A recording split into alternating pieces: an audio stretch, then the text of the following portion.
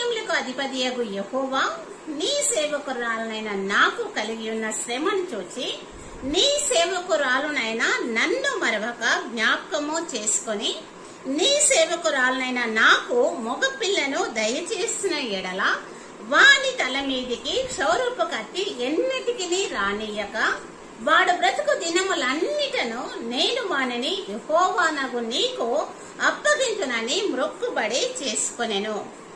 మొదటి సమూయేలు రాసినటువంటి గ్రంథము 1వ అధ్యాయము 11వ వచనంలో ఈ యొక్క ప్రార్థన హన్నా చేస్తుంది. తాను గొడ్రాలై ఉన్నప్పుడు హన్నా చేస్తున్నటువంటి ప్రార్థన ఉంటుంది. హన్నా అంటే ప్రార్థన లేదా కృప అనే అర్థము వచ్చుచున్నది.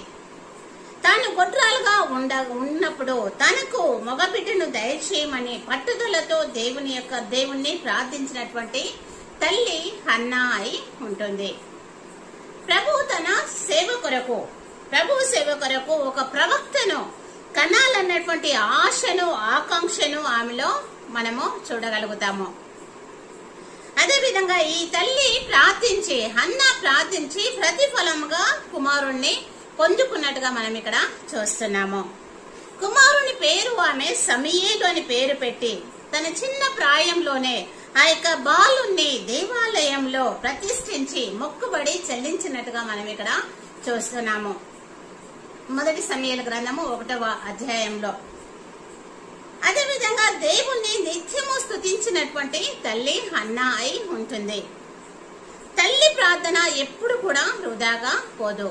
ఏ తల్లి ప్రార్థన చేసినప్పటికీ కూడా ఆ తల్లి యొక్క ప్రార్థన ఎప్పటికీ కూడా వృధాగా పోదు. తల్లి కార్చేటువంటి ప్రతి కన్నీటికి కూడా ఆశీర్వాదంగా మార్చబడుతుంది.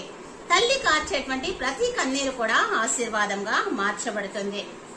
ఈ యొక్క హన్న గర్భము ధరించినటువంటి దినములలో ఆమె గర్భము ధరించిన దినములు నిండినప్పుడు ఒక కుమారుని కని నేను యెహోవాకు మొక్కుకొని వీనిని అడిగితిననుకొని వానికి సమూయేలు అని పేరు పెట్టెను. హన్నా ప్రార్థించి సమూయేలును పొందుకున్నట్టుగా మనము చూస్తున్నాము. హన్నా దేవుని మందిరంలో కన్నీరు కార్చింది, రోదన చేసింది. దేవుని కొరకు సమూయేలు ప్రవక్తను ప్రతిష్ఠించింది, దేవుని సన్నిధికి అప్పగించింది. ఇలాంటి తల్లులుగా మనందరము కూడా ఉండునట్లుగా దేవుడు మనందరినీ కూడా దీవించి ఆశీర్వదించెను గాక. హన్నా వలె ప్రార్థన అనేటువంటి నామధేయము కలిగినటువంటి వారంగా మనందరం కూడా ఉందము కాక. ఆ విధంగా ఉండునట్లుగా దేవుడు మనల్ని సిద్ధపరచును గాక, సరి చేయును గాక, మనందరిలో మారు మనసు కలగ చేయును గాక. ఆమేన్.